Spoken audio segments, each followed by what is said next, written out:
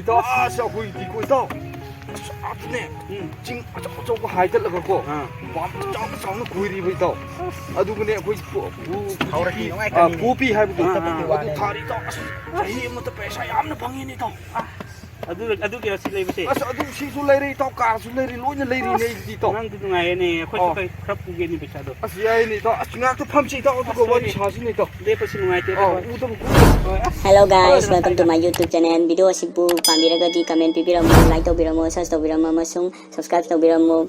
Ayun Kanai cepra. Ito bazar sapani ni ito.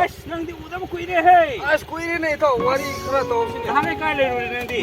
Ito ada cinta to pang koi tu le bani ni. Gari ka lai kre nandi wa. Faja bani ito asasi. Tangi ni am ni ito. Kai gari kau berse. Nandi. Iktiba no bani ni ito. Sangnya hangai di second da lak ni ne. Tang bani ni ito ngak wari sasi ni ito. Oi ne sai da to ma sa ito. Oi ya ini.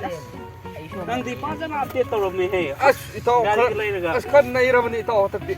Nang hangai di second da to lak ni ne. Udah mo kuire khan nang di gari lai bai paisa tan bo ye ne. Asa du ak to phamse ito.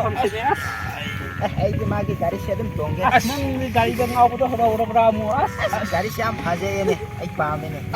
Ito ma di gari si pam to wi ni. Laura adu di ma si Kon su thoine thengdu da. kai no ma sa se ne du di. Si ai ni to. Tao paisa pai ra ni tao no ku ko ne. Ai to gi ni to. Koi di paisa no pa pai tre da. Ito asida ito. Lui yu phang pre to. Phang ni si na ka na di pai du ko. Ito du lo si ni. Nang man sa se ne. Pesa di ka su na te to. Ba di gari pi de dum cha pa ne. Pesa di ko ka su na te pesa di ba ri to yaw ne ngon to. Ti Ngai na to ne. tao ku na se. Ito si Kona na balo ni ito. Lau ge. Si puro gari si ito thoro ne. Ma di tao za ge ni he. Si tao yu ti gila khro ne. Si laki ito. Tao la pa sin ngai ne ya. Si laki. Tao na nukti gila ko. Ai chana je koi tao. Ha tu khro ai. Tao sa pa ti. Lakri ni ito. La ka ni da ma khra la ka ni du nan. Ui kre ne ai su sang ni lam si to. Nang di pra hal di second da dum la pa ni nang jas. Nuksi ne asu da basu kui khen khan lag nang di paisa dum ta la gari ka lai khen. Dau ya ba hai katra kri no atak ti khra thoe ni to.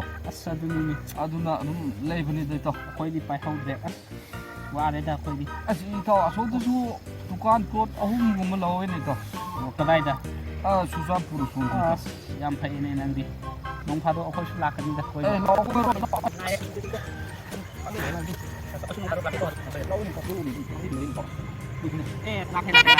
Kapro hai do wa ni nang as. Ngai gari se khan ni phagun mai pa. As so kamu ni man. Ni mo ta ka no. Nong pa si ta anu ni da mo ni nong pa. Da ni nong pa. Mbro ni nong pa. Han da ni. San su pai da. Pai khra.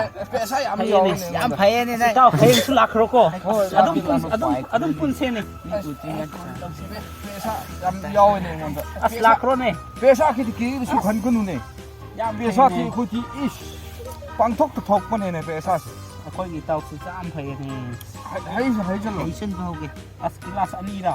As yai Adum chien si ni rom si. yai. Hai chalo si chu sa salo ni. Ra ra si. Sa salo sa khum ba le du ko. Push. Pha ye ngon. Chen amrak tok se ne. Ye ne ye. Yes. As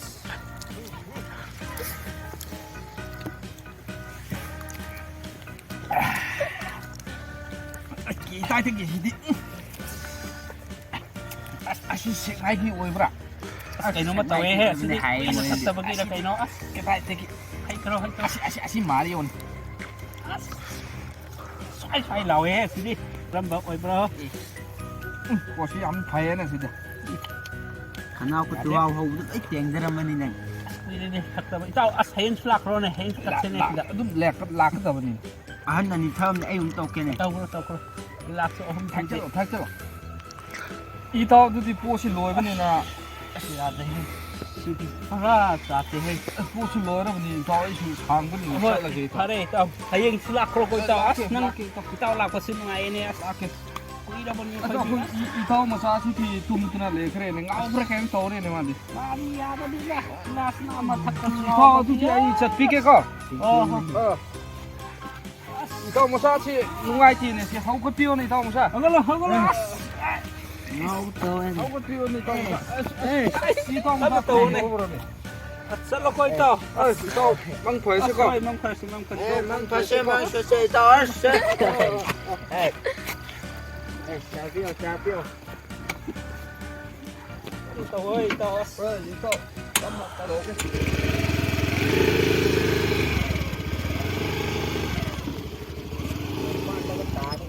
ꯏꯇꯥꯎ ꯒꯥꯔꯤ ꯊꯧꯕꯗꯤ ꯀꯩꯝ ꯇꯧꯔꯣꯏ ꯏꯇꯥꯎ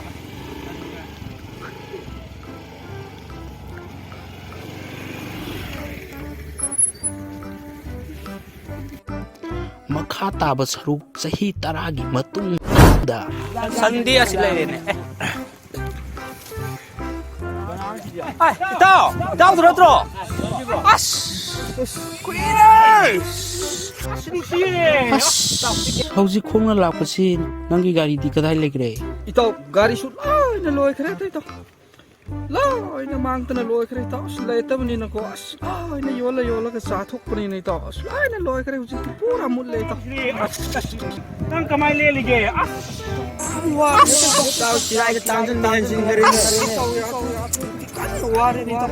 ꯑꯗꯨꯅꯤꯅꯦ ꯅꯍꯥꯟ ꯑꯃꯨꯛ ꯑꯩꯈꯣꯏꯅ ꯑꯁ ꯅꯪ ꯂꯥꯛꯑꯣꯅ ꯑꯩꯈꯣꯏꯅ ꯉꯥꯏꯔꯦ ꯑꯁ ꯑꯗꯨꯝ ꯂꯥꯛꯈꯤꯗ꯭ꯔꯦꯅꯦꯀꯣ ꯏꯇꯥꯎ ꯑꯁ ꯉꯥꯏꯕ ꯋꯥꯕꯅꯤꯅ ꯏꯇꯥꯎ ꯑꯩꯈꯣꯏ ꯉꯥꯏꯕ ꯀꯌꯥꯗꯤ ꯋꯥꯈ꯭ꯔꯦ ꯑꯁ ꯂꯣꯏꯔꯦꯗ ꯏꯇꯥꯎ ꯍꯧꯖꯤꯛꯇꯤ ꯆꯥꯅꯕ ꯊꯛꯅꯕ ꯌꯥꯝ ꯋꯥꯔꯦꯗ ꯋꯥꯔꯦ ꯏꯇꯥꯎ ꯑꯁ ꯏꯁꯤꯡꯁꯨ ꯑꯃꯠꯇ ꯐꯪꯗ꯭ꯔꯦ ꯏꯇꯥꯎ ꯍꯧꯖꯤꯛꯇꯤ ꯑꯁ ꯀꯟꯅ ꯋꯥꯕ ꯑꯗꯨꯗꯤ ꯀꯟꯅ ꯊꯛꯑꯒ ꯂꯦꯜꯂꯦ ꯑꯁ ꯏꯇꯥꯎ ꯑꯗꯨ ꯍꯧꯖꯤꯛ ꯂꯐꯨꯒꯨꯝꯕ ꯇꯧꯔꯒ ꯁꯨꯝꯃꯒ ꯊꯛꯑꯦꯅꯦ ꯏꯇꯥꯎ ꯑꯁ ꯅꯨꯡꯉꯥꯏꯇꯦꯅꯦ ꯏꯇꯥꯎ ꯑꯁ ꯀꯗꯥꯏ ꯆꯠꯀꯦ ꯍꯥꯏꯕ꯭ꯔꯣ ꯍꯧꯖꯤꯛ ꯏꯇꯥꯎ ꯍꯥꯟꯅꯒꯨꯝꯅ ꯁꯨꯝ ꯏꯇꯥꯎ ꯍꯣꯏ ꯃꯌꯥꯝ ꯎꯗꯕꯗꯨꯗ ꯃꯊꯥ ꯁꯥꯃꯟꯗꯅ ꯊꯣꯛꯄꯅꯤꯅꯦ ꯏꯇꯥꯎ ꯑꯗꯨꯅꯤꯅꯦ ꯍꯥꯟꯅ ꯅꯨꯡꯁꯤꯅꯅ ꯑꯁ ꯑꯩꯈꯣꯏ ꯊꯛꯃꯤꯟꯅ ꯆꯥꯃꯤꯟꯅꯔ ꯂꯩꯕꯅꯤꯅꯦ ꯑꯁ ꯑꯗꯨꯅꯤꯅꯦ ꯀꯨꯏꯔꯦꯅꯦ ꯏꯇꯥꯎ ꯑꯁ ꯑꯗꯨꯗꯤ ꯏꯇꯥꯎ ꯍꯥꯟꯅꯒꯨꯝꯅ ꯅꯨꯡꯁꯤ ꯆꯥꯟꯅꯅ ꯍꯤꯡꯃꯤꯟꯅꯔꯒꯅꯦ ꯏꯇꯥꯎ ꯑꯩꯈꯣꯏ ꯍꯣꯏ. ꯃꯌꯥꯝꯁꯦ ꯑꯔꯩ ꯂꯩꯇ ꯇꯥꯟꯅꯔꯒꯅꯦ ꯑꯥ. ꯅꯨꯡꯁꯤꯅ ꯍꯤꯡꯃꯤꯟꯅꯕꯗꯣ ꯑꯗꯨ ꯑꯁ ꯄꯥꯝꯃꯤꯅꯦ ꯑꯁ ꯏꯇꯥꯎ ꯍꯣꯏꯅꯦ ꯑꯩꯗꯤ. ꯑꯗꯨꯃꯥꯏꯅ ꯂꯩꯁꯤꯅꯦ ꯑꯁ ꯅꯨꯡꯁꯤꯗ Hello guys, welcome to my YouTube channel. Video asibu pamiragadi comment pipiramu, like tawbiramu, search tawbiramu, amasung subscribe tawbiramu. Aibu nusibituna adum support tawbiramu.